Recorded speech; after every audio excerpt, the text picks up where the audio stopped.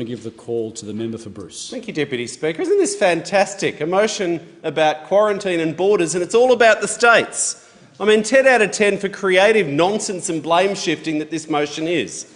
Continues the Morrison government's slippery slope to blame shift everything for the states. Now, in case anyone read the Australian Constitution and thought the Commonwealth was actually responsible for quarantine and borders and international arrivals, the motion tells us it's the state's fault that there's 41,000 stranded Australians. It's not the Commonwealth government, it's the state's fault. Correct. It's the state's fault that tens of thousands of partners, husbands, wives, children of Australians are stuck overseas. It's the state's fault that international students aren't allowed to come to Australia, and we're literally destroying, annihilating, your words, Member for Bowman, the international education industry. I mean, I was left wondering, wishing if only we had a national government that was actually responsible for the stuff that they're responsible for if you read the Constitution. I mean, seriously, this motion is no, no, no, no. The fact is, the Morrison government is responsible for quarantine and borders. In the last 3 months, every one of Australia's biggest 5 cities have had outbreaks from quarantine, and I agree with the member opposite. The social and the economic disruption that this has caused is profound.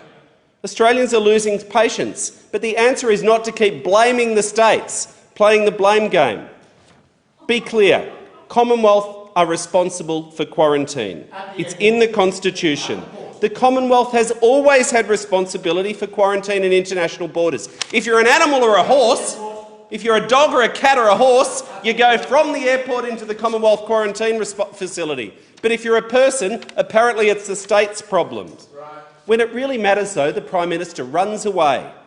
Not to Hawaii, literally this time, but he's running away from responsibility. You wouldn't find a politician in this parliament, not one, that's made more and banged on about how he's in control of the borders, he's going to keep us safe, he's going to manage the borders and keep all those nasties out. He turned away the boats, but he's turned his back on 41,000 Australians who are desperate to come home. They were going to be home by Christmas, weren't they? How'd that go? That was an untruth, if ever there was one. It was just a line at a press conference, just an announcement that we did not deliver.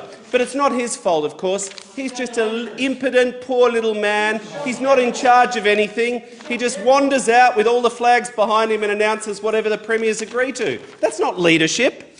That's not leadership. I mean, the previous speaker's gone on about the need for training and infection control and workforce, and agree, all of these things. All of these things are in the report that's been on the Prime Minister's desk, the report that he commissioned himself from Jane Holton. It's been on his desk since October. It's called the National Hotel Quarantine Review that he asked for, and it says national standards are needed, a workforce plan for quarantine, PPE, consistent standards, training, infection control training. Now, it's fun to bash the states and Dan and Victoria and all your favourite little enemies, but it is way past time to act. The report has not been responded to. It's sitting on the Prime Minister's desk saying, do all this stuff. Do all this stuff. They haven't done anything. They just wander out and blame the states. The health of Australians and the economy depend on it. And I agree with the previous speaker. We're going to still need hotel quarantine in the coming months, maybe for a couple of years, we don't know, because no one's safe from this virus till everyone in the world is safe. That's the truth of it. That's the truth of it. That's what we get told by the international development experts, by the health experts, that the whole world needs to be vaccinated so we don't have reservoirs of this virus mutating into more infectious strains, so we're going to need these facilities. But it's way past time that we look at dedicated national facilities outside capital cities, national standards for PPE. But the final thing I just want to acknowledge and call out, I mean, it's the height of hypocrisy for any government member to profess care and concern for international students when they're led by a man who told students to literally go home, made people feel so unwelcome in this country, has done nothing for the international education sector, our 4th biggest export sector. Tourism got $240 million of support in the budget. What did international education get? $0. Literally nothing.